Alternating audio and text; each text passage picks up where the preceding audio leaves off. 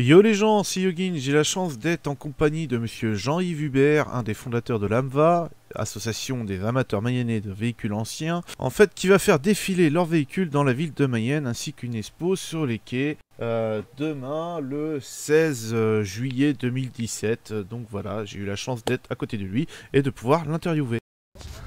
Et pour fêter les 40 ans d'une certaine manière, et puis aussi pour fêter un anniversaire, puisqu'en 1912, Hector Bugatti avait fait une course de côte à Mayenne.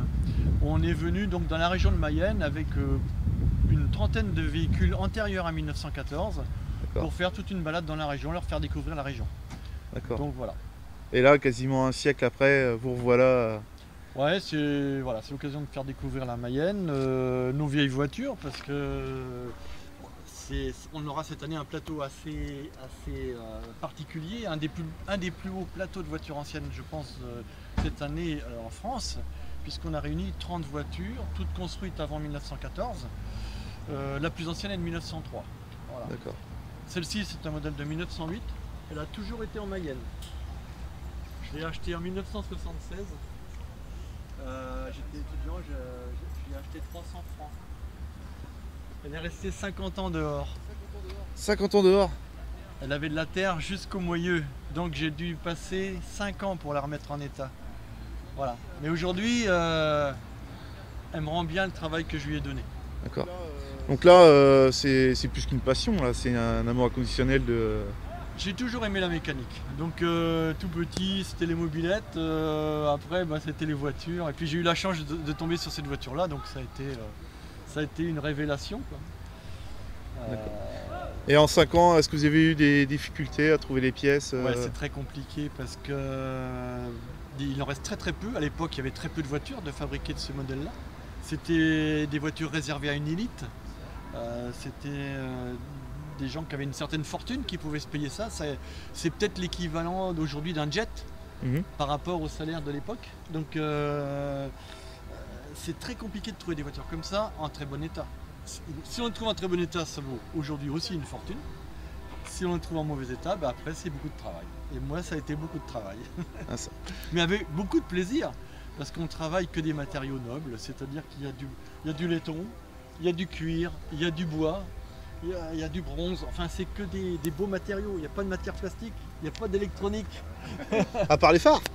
On avait vu que les ampoules n'étaient pas à l'époque. Alors là-dessus, c'est des phares en plus qui marchent au gaz acétylène. D'accord. Donc Et c'est derrière aussi? Ah là, oui, à l'arrière, attention, là j'ai fait une petite modification. Ça c'est par sécurité, pour pas me faire rentrer dans le derrière, parce que ça m'ennuierait de refaire l'arrière de la voiture. Donc j'ai mis 2 petits feux à LED à l'arrière, mais ça c'est la seule entorse que j'ai fait à l'origine. D'accord.